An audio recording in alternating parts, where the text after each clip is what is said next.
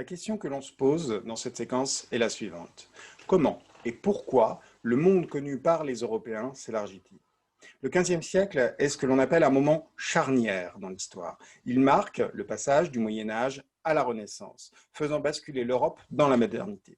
Le continent a connu une relative période de stabilité durant l'Antiquité qui prend fin presque 1000 ans auparavant, en 476 avec le dernier empereur romain, Romulus Augustule. Si par la suite Constantinople conserve le titre d'Empire romain, ce n'est alors plus que d'Orient.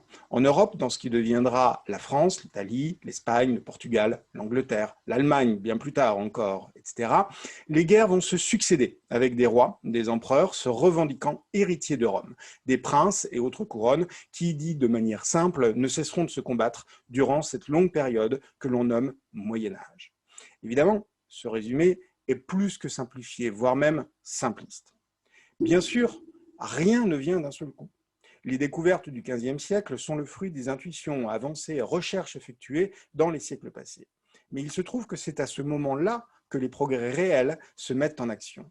D'abord par l'imprimerie, développée par Gutenberg, qui va permettre de produire à grande échelle des ouvrages qui pourront être lus par un grand nombre de personnes pour un prix bien plus modique que ce qui se faisait jusqu'alors avec des manuscrits. L'imprimerie sera accompagnée par un événement majeur, la chute de Constantinople. La cité, comme je l'ai dit tout à l'heure, avait jusqu'alors conservé son statut d'empire et gardait derrière ses murs des textes venant de l'Antiquité.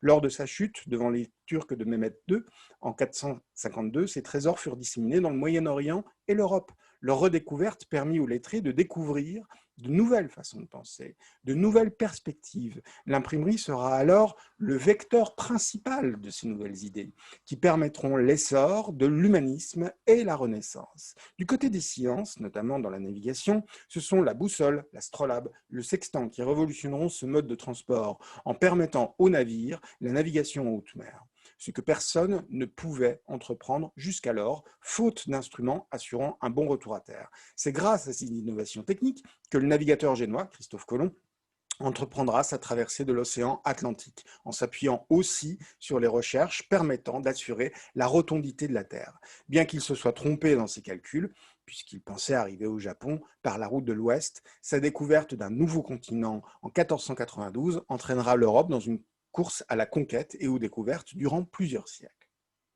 Ainsi, le monde connu par les Européens va-t-il s'élargir soudainement grâce aux découvertes que sont l'imprimerie ou la navigation en haute mer, mais aussi par les événements au sein même du monde européen. La perte de Constantinople oblige les chrétiens à regarder vers d'autres routes pour ramener les épices des Indes en inventant de nouvelles voies de navigation, en allant à la conquête d'un nouveau monde.